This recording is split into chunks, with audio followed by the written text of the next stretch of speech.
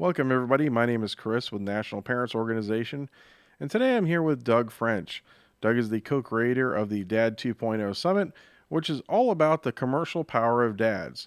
So, with that, we're talking about dads in commercials, dads in the media, we're talking about dads who write blogs or create content, and all about the things that dads do online.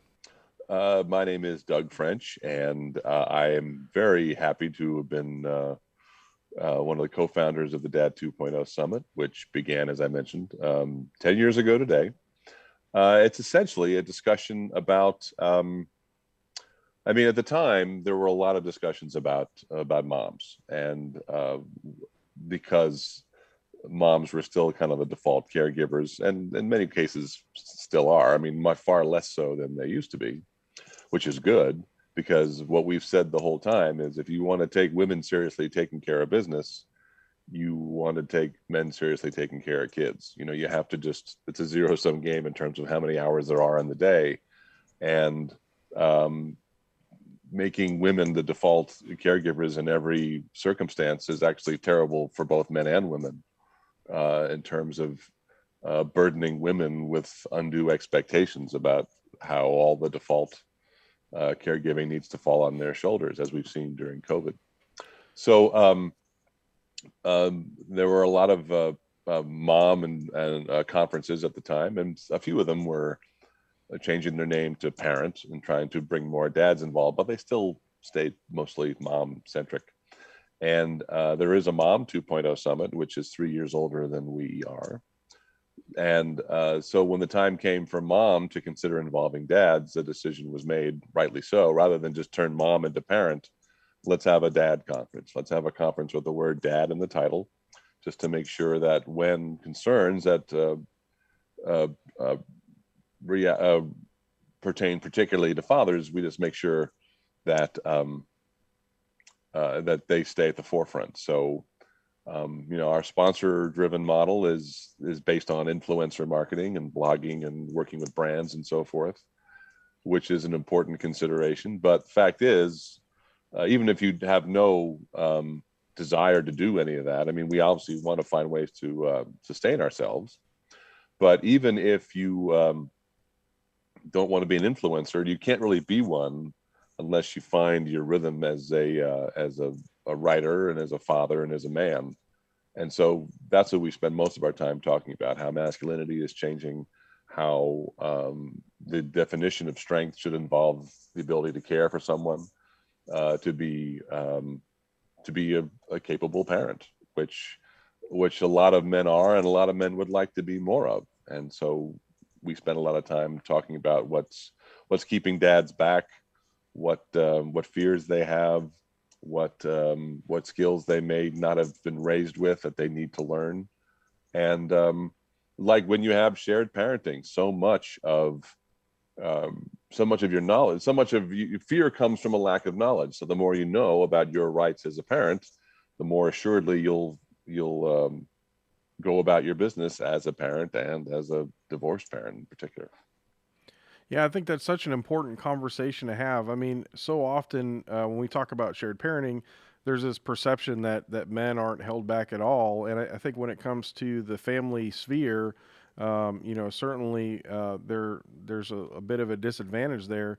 I'm obviously particularly when you go into court, but I think there's also some social disadvantages. I mean, we've been seeing changing stations show up in more and more men's bathrooms, but for a long time there, if you had a baby, there was a hard place to find, a place to go change them. So, over the time that you've been doing Dab 2.0, what sort of changes have you seen? Oh, in terms of custody discussions, or in terms of just fatherhood in general? Well, I think just fatherhood in general. I mean, I know with custody, we're definitely making progress. Getting some of the laws changed, but on a larger level, from a societal level, I think that we're changing the paradigm as well. Oh, I think so for sure. Yeah, and I think that's the greater goal of the message. I mean, we started 10 years ago with the idea about let's talk about how dads are portrayed on TV, on an ads, and so forth. I mean, it was an image problem more than anything else, because we all know the power of image, We know how, in some cases, the strongest idea of what fatherhood is comes from what a kid sees on TV for whatever reason. So yeah, I mean, I think the typical image that people have of dads in the media. I mean, I go back to Al Bundy, right, sitting there with his hands halfway down his pants and making noises, and occasionally being funny, but not helping out around the house and kind of being a smart aleck. And I think that's how dads are portrayed a lot in the media, but that's not really how dads are. Well, that was kind of the backlash against the whole father knows best paradigm from the 50s and 60s. The whole idea that the patriarch of the family was the all-knowing person who should be revered and was flawless, and that was kind of built up as a false trope back then. So when the time came to react to that, obviously the biggest target was someone. I mean, comedy is meant to punch up, and that kind of the pendulum swung all the way to the other side, and you had super dopey dads, even like the rabbit on the Amazing World of Gumball. These are what kids are seeing even now. I mean, that dad is just criminally stupid. But it's a damn funny show, and if you watch that show, it pays to have conversations about it. Just to say this is a satire, this is a cartoon, this is not a real fatherly image. Right. But it's also, you look at, I mean, one of the big serendipitous aspects of our first Dad 2.0 in 2012 was there was an ad campaign by Huggies diapers that was all about, we put our diapers up to the ultimate challenge, a week with dad. And it just showed a bunch of dads, the kids are miserable in their high chairs, and the dads are like playing ukulele and helplessly trying to just like, oh, smile now. And they just have no idea how to comfort a child and attend to what it needs. And there was a huge backlash because not only did the dads say, look, that's not me, I know better than these guys. The wives were like, that's not my husband, he knows better than that. So rather than run and hide, there'd been gaffes like this before. But the Huggies people instead, Kimberly Clark came to see us in Austin in 2012. They said, can we come down and maybe ask around and find out what went wrong? And I was ecstatic. I said, I'll carry you from the airport myself, because this is exactly what Dad 2.0 is meant to be, a conversation between dads and media and marketers to try and get a better understanding about how we can coexist. And these three dads came down and said, what did we do wrong? And we answered a question with a question and said, what do you think? Are you that dad? Right. And they're like, oh, not so much. And thinking, well, maybe put away your rule book and think more about what life is around you. So, it was a great success story, because given the feedback they got from coming to Dad 2.0, they recut all their ads and made it about how dads were capable with diapers. And that was a keystone. I think that was an enormous sea change in terms of how not only had dads spoken up and said, wait a minute, no, we're not going to take this anymore, but also a brand didn't just hide from the discussion. They ran it right in with us chin first with a mea culpa, and a lot of great came of it.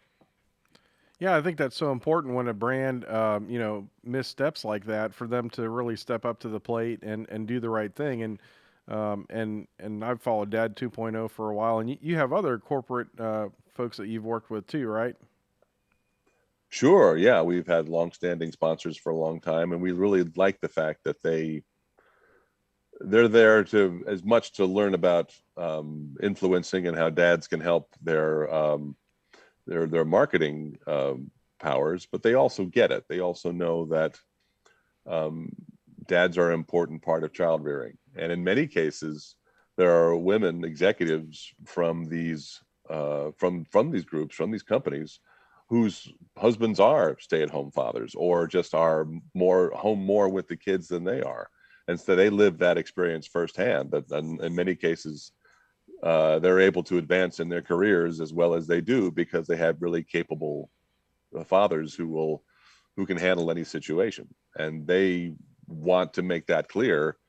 and celebrate that, because again, that's how you get a more equitable workplace, by recognizing that every family should have the right to play to its strengths, and recognize that if one parent, regardless of sex or gender, is the better earner, assuming you can even get by on one income anymore. But the fact is, if those, we're all about choices for families, and recognizing that we're all going to be a lot better off once we recognize that flexibility in how we work and how we raise our kids is paramount.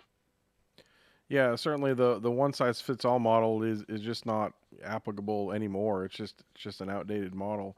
And I want to talk a little bit too, because Dad 2.0 isn't just for the big corporate sponsors. You have lots of bloggers and other folks. Tell us a little bit about who else comes to the conference, and and sort of what they do. Well, the conference itself arose out of blogging as a father. I myself started blogging when my now 19-year-old son was a year and a half old, 15 months or something. And the whole idea was to just put forth the fatherhood experience in a much more first person way, in a narrative way. And I just wanted to do it for the sake of leaving a an archive for my kids to read someday, because I would love to have known. I like the whole Back to the Future model. I would love to have a chat with my father when he knew he was about to be a dad. And that's why I love that one scene in Avengers Endgame so much, when Tony Stark talks to Howard about being an expectant father. And I think when you come to Dad 2.0, your goal is to find your people. I mean, the internet still to this day, the best resource of the internet is to find your people, and to recognize that you're not alone. There are plenty of stay-at-home dads who will come from areas of the country where they're still looked on as a very curious novelty. They have a really tough time breaking in with other moms at the playground. There's just still a bit of skepticism involved in that. And you come to Dad 2.0 to recharge your batteries. You come to recognize that there are dads who've lived through that experience and who have survived it, to pass it down. And that's especially true if you're among the divorced parent community. And I learned that when I went through my divorce, because people who'd been through the weeds, they came out the other side and their first instinct was to pay it forward, just as mine was when my social life settled down and my ex-wife and I became the co-parents we are. We've been at this now since 2008. So, excuse me. And when you've been co-parents as long as we have, you develop that rhythm of mutual respect. And I feel very lucky in that regard. I mean, we put a lot of work into it, but the work you put in has to have a place to go. And there are plenty of people who are working real hard to be the best co-parents they can be and finding a brick wall from the other parent. So I think that the point is, like, it's a pay it forward scenario. It's a, we'll talk about all sorts of topics, from how to write better, from how to, if you want to start a YouTube channel, if you want to monetize your Instagram feed. Man, those are all things that people with more professional aspirations will look into. But we'll also talk about one of our most popular panels of all time was the whole idea that if you see a father, and I think it was inspired by Michael Chabon's book, Manhood for Amateurs. He had a column in Details magazine about fatherhood and how the bar was so low for a man to be a good parent. And when you see a man out with his kids, your first thought might be, wow, he's doing such a great job with his kids. He must have had a great father himself. And the sad truth is, more often than not, that's not the case. It's actually, there are plenty of dads out there who are making this choice to be nurturing, hands-on parents because, and in some way to make up for whatever flaws their own relationship with their fathers had. So we had a discussion about that just blew up. That was the year that we were in New Orleans, and we were there during Super Bowl weekend, and Dad 2 Summit, the hashtag, outtrended the Super Bowl Wow. because we were talking about how dads struggle with how many dads need to build their own fatherhood from the ground up because they just don't have the mentors that I think that every father needs. Just because, again, it wasn't we were socialized not to expect that, and now we are. In fact, I'm looking forward to on the podcast we're going to interview Armin Brott, who was basically the only author in town when my first son was born. He wrote a book called The Expectant Father. It's an iconic thing. You got like, and it's also tells about the understanding at the time because the cover was, uh, man from the shoulders down wearing a button-down shirt and a tie, and he had little, those little plastic baby car keys in his chest pocket. Uh, and that was the only game in town. If you wanted to learn more about how to be a dad, that was pretty much it. And now he's rebooting it for the third time. His new edition's coming out, and he learned a lot how to evolve his business, which was just based on the book. I mean, social media has come out as a more powerful tool since then, and he will say he learned a lot about how to adapt what he built back in the 80s and 90s into a modern brand based upon some of the stuff he learned at Dad 2.0. Well, that's awesome. And is it just about the conference, or is there stuff that people can get? Are there resources online that people can get all year round? Yeah, well, it's interesting you mentioned that because we did make the point before the pandemic hit. The idea was, um, we were always Dad 2.0 Summit, and which meant we had a meeting once a year. But I wanted to expand our editorial reach. The podcast started, our weekly columns started, our newsletters started. The whole idea, as we've learned, that one of the best ways to speak to your community is to address them directly, like with a podcast, with a newsletter, with something that your community can subscribe to directly without having to rely on whatever algorithms your social media platforms happen to be employing that day. So the time came, I was like, wait a minute, we need to be a year long. So the decision was made, though, we need to be more of a year long presence.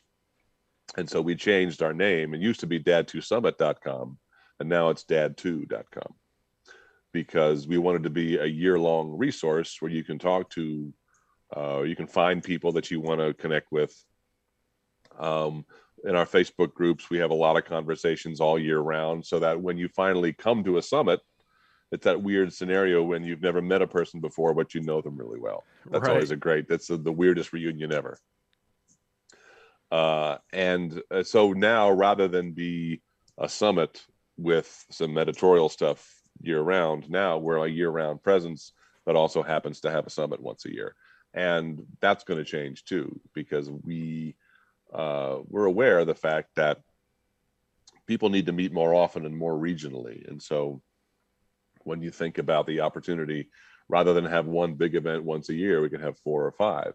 And that way, one of the great things about the Facebook group is whenever we talk about open up debate about where the next conference is going to be, there are a lot of impatient pleas to, please come to us. And for the longest time, we met in February, which was prohibitive in a lot of places. You just don't want to be in Chicago in February. But if we expand that now and meet at all times of the year, we can be much more flexible, and we can meet in places like Indianapolis or Minneapolis or Denver, or places that normally would be a bit more of a hassle in the dead of winter. So tell me, when's the next event coming up, and what do you have planned for this year? Well, that is the $64,000 question, isn't it? And those of you who are not of a certain age, you should Google what $64,000 question means. Uh, in fact, it predates me in a way, but that's one of my, it's a game show from way back in the day. Anyway, that is the $64,000 question, isn't it? And I think things are moving very rapidly. I did a poll right around the beginning of the year asking, just as an informal question about when do you think the right time to meet again would be? And the overwhelming answer was wait until 22.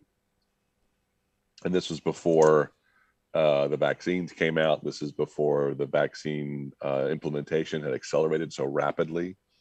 But we're also, we're seeing outbreaks in places all over. There are people who, depending upon whom you talk to, are saying that some of these openings are too premature. But we know Texas is wide open now. We know California will be wide open by mid-June. So, and we know that there are events that are happening in the fall, and the only question is to gauge people's willingness to travel and be a part of them. There's a lot of effort um, to get to a conference, to speak at a conference, to book your room, spend a lot of money, and I think the good news is, and for many people, I mean, our last conference was right before the pandemic hit. We finished up on Leap Day in 2020, and within a couple of weeks, most places were locked down. So if we can also be one of the first events that people attend on the way back to kind of get people back out into society, and wearing pants with belts, and Yeah, all those things we haven't had to do. emerging from sweatpants and bread and crumbs on your chest. That's going to be a big undertaking, but we want to be a part of that. Well, that's awesome. There's just so much stuff available now, and the resources that you guys provide are invaluable. I mean, just being part of a community, I think for me sometimes is so important because you don't feel so alone, and you're like, wow, there's other people like me that care about this stuff that are out there, and they're very passionate about it, and just having the opportunity to connect with people like that, I think is invaluable. Yeah, you want to have reliable sources on things, and I think given the nature of media as it is, I mean, we need to teach our kids a lot about media literacy and algorithm literacy, and question things and question the source of things. And if you can develop a connection with someone you meet at a conference, um, it seems quixotic at times, but the bottom line is we're really into in-person interaction, because that's really the best way you can still size up someone as a friend, as a colleague, as a partner, as any level of person from whom you can derive the information you rely on. So if you can build up a connection with a bunch of dads whose opinions you trust, that's a huge resource that, again, is the kind of knowledge base that can offset whatever fears you have about how little you feel especially if you're about to divorce your partner and about to go at this as a single father. You need to know that there are a lot of people who have been through it, and who have some unique experiences about what's worked and what hasn't, and are more than willing to share them. Yeah. Well, that's fantastic. So, tell us again, how can people connect with the Dad 2.0 conference and all the great stuff that you have online? Well, we are at, as I say, dad and the number 2.com is our main hub. There you'll see our blog, and you'll see our list of podcast episodes. We've done 78 or 79. We come out, a new podcast comes out every Monday, and that's available everywhere you download your podcast. If you are a listener, thank you, and please rate us if you feel inspired. Um, and our social media is all Dad2 Summit, Dad and the number 2 Summit, and that's on Twitter, Facebook, and Instagram. And that's basically where we're focused now. I mean, there have been opportunities. We're on LinkedIn as well. We were on Pinterest. We have a YouTube channel, but the main three that we focus on for now are those initial three: the Facebook, Instagram, Twitter, and that's where all our announcements will be. You can also go to dad2.com and subscribe to our newsletter, and you'll get we publish that fortnightly. We do fatherhood on the 1st and fatherhood on the 15th. And so every 2 weeks you can get information about some of the favorite stories that we've seen in the news, some of the interesting things that I think dad should be aware of, and mom should be aware of, and all, I think, and influencers should be aware of, families should be aware of, employers should be aware of. There's a lot of really fascinating news about fathers that sometimes doesn't get all the oxygen it needs. And my goal is to compile it on our Twitter feeds and on our Instagram feed, and compile a digest for that so people can kind of see what they may have missed. Well, Doug, thanks for joining us today. We'll be sure to put those links on our social media so people can check those out. And thank you again for all the work that you do and bringing awareness to dads everywhere. And keep up the great work. My pleasure. Thanks for having me.